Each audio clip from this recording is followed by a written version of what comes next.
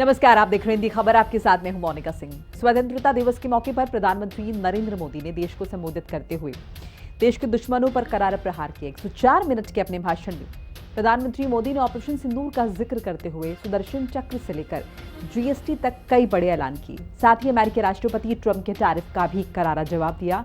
प्रधानमंत्री मोदी ने एक बार फिर से साफ कर दिया कि भारत अपने किसानों के हितों के साथ कोई समझौता नहीं करेगा और ऑपरेशन सिंदूर के बाद हिंदुस्तान का सुदर्शन चक्र अब देश के दुश्मनों का संहार ही करेगा।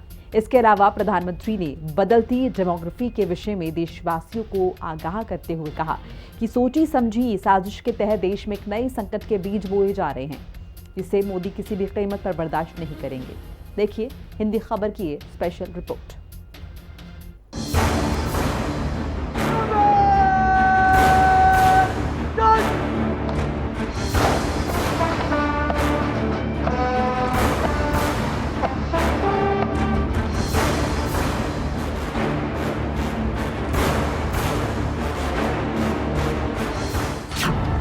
देश के दुश्मनों पर पीएम का प्रहार। लाल किले से पाकिस्तान को सीधी ललकार। न सिंधु का पानी मिलेगा, न आसिम मुनीर की एटमी धमकी चलेगी। ऑपरेशन सिंदूर ने मचाया आतंकिस्तान में कोहराम। अब मिशन सुदर्शन करेगा दुश्मनों का काम तमाम। मोदी का नया टारगेट लॉक्ड। पाकिस्तान पर अब चलेगा सुदर्शन चक्र। ऑपरेशन सिंदूर के बाद जब प्रधानमंत्री नरेंद्र मोदी ने लाल किले की प्राचीर से तिरंगा फहराया तो इसे देखकर हर देशवासी का सीना गर्व से चौड़ा हो गया। लेकिन देश के दुश्मनों की नींद उड़ गई। ऐतिहासिक लाल किले पर लगातार 12वीं बार तिरंगा फहराने के बाद प्रधानमंत्री मोदी ने 103 मिनट तक देश को संबोधित किया। प्रधानमंत्री मोदी ने पहली बार लाल किले से आरएसएस का जिक्र करने के साथ ही आतंकवाद, सिंधु समझौता, आत्मनिर्भरता, मेड इन इंडिया, नक्सलवाद और अवैध घुसपैठियों पर अपनी बात रखी। पीएम ने 103 मिनट के अपने भाषण की शुरुआत ऑपरेशन सिंदूर से की, जिस पर वो 13 मिनट से ज्यादा बोले और कहा कि ऑपरेशन सिंदूर में सेना ने वो करके दिखाया जो दशकों तक भुलाया नहीं जा सकता। आत्मनिर्भर भारत की वजह दुश्मन को पता भी नहीं चला कि कौन सा हथियार उन्हें खत्म कर रहा है और भारत के इस ऑपरेशन से पाकिस्तान की अभी भी नींद उड़ी हुई है। ऑपरेशन सिंदूर पर बोलते हुए पीएम मोदी ने लाल किले से कहा, उनकी कल्पना से परे सजा दी है। पहलगाम हमले के बाद पूरा हिंदुस्तान आक्रोश से भर गया था। ऑपरेशन सिंदूर हिंदुस्तान की उसी आक्रोश की अभिव्यक्ति है। ऑपरेशन सिंदूर के जरिए पाकिस्तान को कल्पना से परे सजा दी। लाल किले की प्राचीर से ऑपरेशन सिंदूर के वीर जाबाजों को सैल्यूट करने का अवसर मिला है। हमारे वीर जाबाज सैनिकों ने दुश्मनों को उनकी कल्पना से परे सजा दी है। 22 तारीख के बाद हमने हमारे सेना को खुली छूट दे दी। रणनीति वो तय करे, लक्ष्य वो तय करे,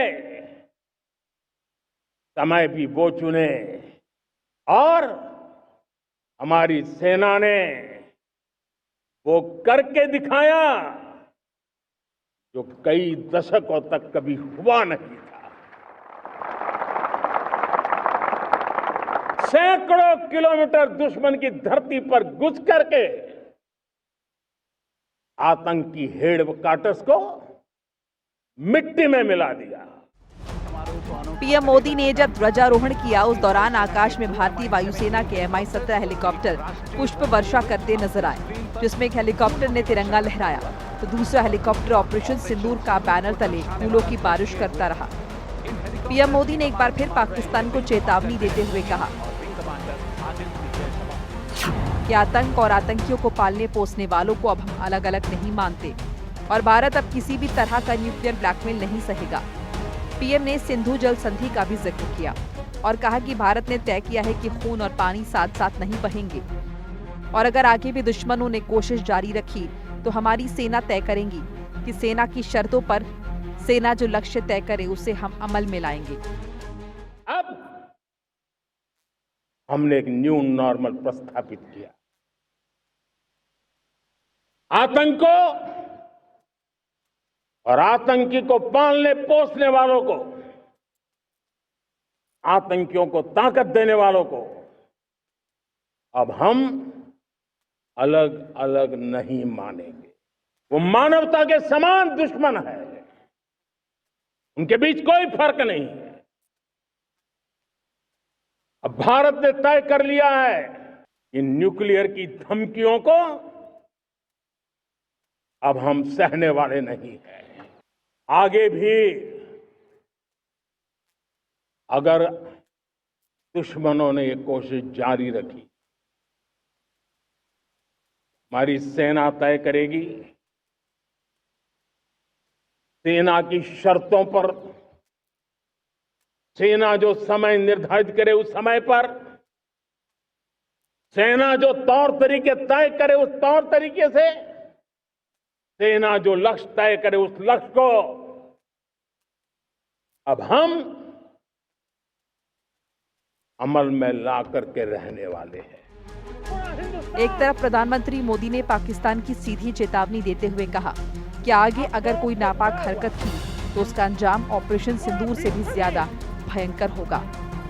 साथ ही पीएम मोदी ने देश को ये बताया कि जिस तरह से भगवान श्री कृष्ण के सुदर्शन चक्र ने पापियों का नाश किया था, उसी तरह से भारत भी अब अपने दुश्मनों का सुदर्शन चक्र के जरिए संहार करेगा। इसके लिए पीएम मोदी ने मिशन सुदर्शन लॉन्च करने का ऐलान कर देश की जनता से आशीर्वाद मांगा। प्रधानमंत्री मोदी ने कहा कि भगवान कृष्ण के काल से लेकर अब तक युद्ध का स्वरूप बदल चुका है। डिफेंस को मजबूत करने के लिए भारत अब सुदर्शन चक्र मिशन लॉन्च करेगा। आने वाले 10 साल में देश को टेक्नोलॉजी के द्वारा सुरक्षा कवच देंगे। जब युद्ध के मैदान में टेक्नोलॉजी का विस्तार हो रहा है, टेक्नोलॉजी हावी हो रही है, तब राष्ट्र की रक्षा के लिए, देश के नागरिकों की सुरक्षा के लिए हमें भी, हमने जो आज महारत पाई है वो महारत का और विस्तार करने की जरूरत है। हमने आज जो महारत पाई है उसको लगातार अपग्रेड करते रहने की आवश्यकता है। और इसलिए साथियों, मैंने एक संकल्प लिया है, देश का हर नागरिक सुरक्षित महसूस करे। किसी भी प्रकार की टेक्नोलॉजी हम पर वार करने आ जाए, हमारी टेक्नोलॉजी उससे बेहतर सिद्ध हो। और इसलिए आने वाले 10 साल 2035 तक मैं ये राष्ट्रीय सुरक्षा कवच का विस्तार करना चाहता हूं, मजबूती देना चाहता हूं, आधुनिक बनाना चाहता हूं। भगवान श्री कृष्ण से प्रेरणा पाकर के हमने श्री कृष्ण का जो सुदर्शन चक्र था, उस सुदर्शन चक्र की राह को चुना है। प्रधानमंत्री नरेंद्र मोदी ने इस मिशन के बारे में बात करते हुए बताया कि सुरक्षा का कवच लगातार विस्तृत होगा और ये ताकतवर वेपन सिस्टम दुश्मनों के हमले को तो न्यूट्रलाइज करेगा ही, साथ ही दुश्मन पर कई गुना तेज पलटवार भी करेगा। सबसे बड़ी बात यह कि जिस तरह से भगवान श्री कृष्ण का सुदर्शन चक्र टारगेट को तबाह करने के बाद वापस आ जाता था, भारत का मिशन सुदर्शन भी उसी तरह से काम करेगा। दरअसल ऑपरेशन सिंदूर के जरिए भारत ने जब पाकिस्तान और पीओके में मौजूद आतंकियों को मिट्टी में मिलाया था, तब पाकिस्तान ने बौखलाहट में ड्रोन और मिसाइलों से भारत को निशाना बनाने की नाकाम कोशिश की थी, लेकिन S-400 डिफेंस सिस्टम ने इस नापाक चाल को फेल कर दिया था। ऐसे में भारत अब फ्यूचर वॉर को लेकर तैयारी में जुट गया है। आसमान में मंडराते अदृश्य खतरों से निपटने के लिए मिशन सुदर्शन चक्र की आवश्यकता पड़ी। दुश्मन के ड्रोन, मिसाइल और हवाई हमले से बचाने के लिए आसमान में प्रहरी की आवश्यकता है। भगवान श्री कृष्ण के सुदर्शन चक्र से प्रेरणा लेकर मिशन सुदर्शन चक्र का पीएम मोदी ने ऐलान किया। नेक्स्ट जनरेशन का हथियार और निगरानी सिस्टम है सुदर्शन। दुश्मन के हमले को पूरी तरह नाकाम करेगा मिशन सुदर्शन। संभावना है कि नया डिफेंस सिस्टम इजराइल के आयरन डोम, अमेरिका के थार्ड और रूस के S-400 जैसे डिफेंस सिस्टम से ज्यादा प्रभावी और ताकतवर होगा। और भारत जिस सुदर्शन चक्र डिफेंस सिस्टम को बनाने जा रहा है, उसकी मैन्युफैक्चरिंग से लेकर पूरी रिसर्च देश में देश के लोगों द्वारा ही की जाएगी। हमारे पूर्वजों ने, आप में से बहुत लोगों को याद होगा, जब महाभारत की लड़ाई चल रही थी, श्री कृष्ण ने अपने सुदर्शन चक्र से सूर्य के प्रकाश को रोक दिया था और दिन में ही अंधेरा कर दिया था। सूर्य प्रकाश को सुदर्शन चक्र से रोक दिया था और तब अर्जुन ने जो शपथ ली थी जयद्रथ का वध करने की, उस प्रतिज्ञा को अर्जुन पूर्ण कर पाए थे। वो सुदर्शन चक्र के पराक्रम और रणनीति का परिणाम था। अब देश सुदर्शन चक्र मिशन लॉन्च करेगा।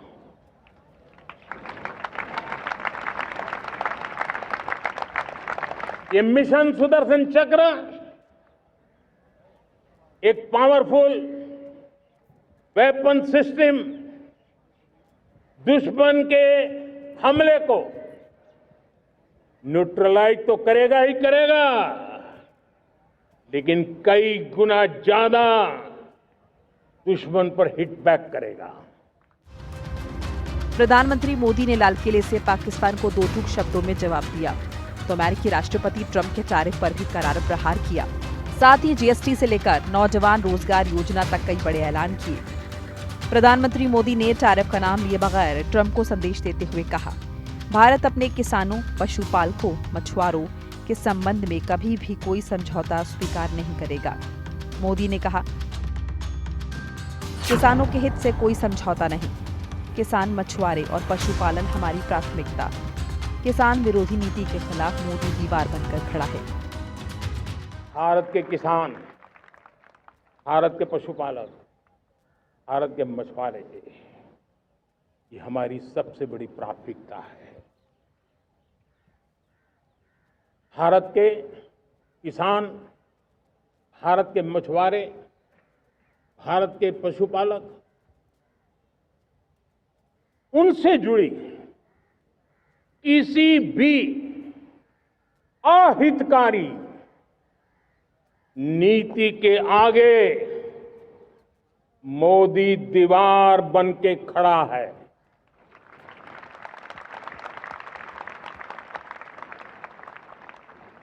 भारत अपने किसानों, अपने पशुपालकों, अपने मछुआरों के संबंध में कभी भी कोई समझौता नहीं स्वीकार करेगा। पीएम का ये बयान ऐसे समय में आया है जब अमेरिका और भारत के बीच एक द्विपक्षीय व्यापार समझौता पर बातचीत हो रही है, जिसमें अमेरिका चाहता है कि भारत कृषि और डेयरी सेक्टर में टैक्स कम करे।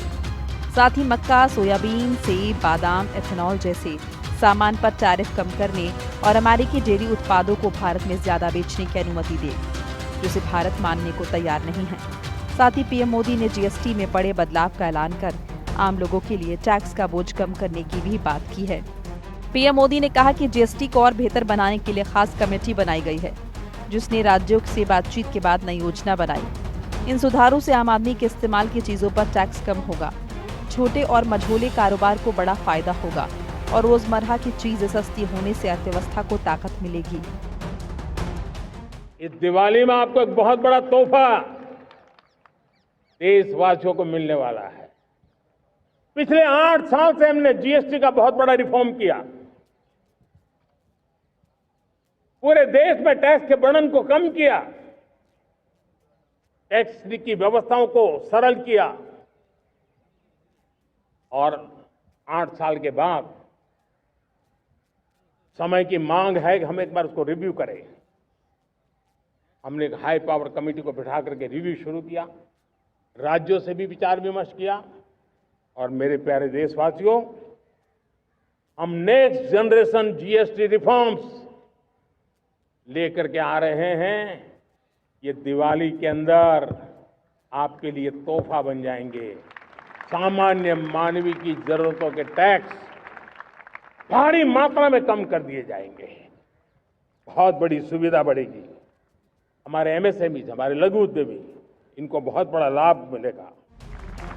देश भर में पिछले काफी समय से वोट चोरी पर सियासी संग्राम छिड़ा हुआ है। पटना से लेकर दिल्ली तक एसआईआर के खिलाफ विपक्षी नेता सड़क से संसद तक विरोध प्रदर्शन कर रहे हैं।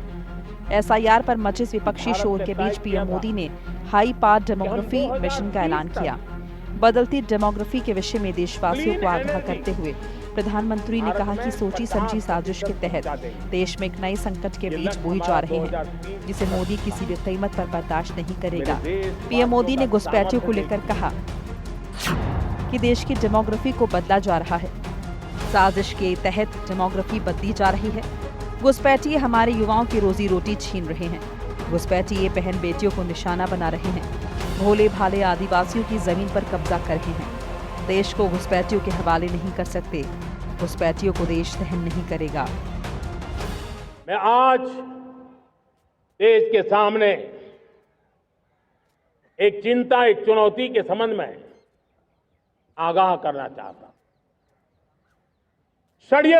षड्यंत्र के तहत, सोची समझी साजिश के तहत देश की डेमोग्राफी को बदला जा रहा है। एक नए संकट के बीज बोए जा रहे हैं और ये घुसपैठिए मेरे देश के नौजवानों की रोजी रोटी छीन रहे हैं। एक घुसपैठिए मेरे देश की बहन बेटियों को निशाना बना रहे हैं। ये बर्दाश्त नहीं होगा। ये घुसपैठिए भोले भाले आदिवासियों को भ्रमित करके उनकी जमीनों पर कब्जा कर रहे हैं।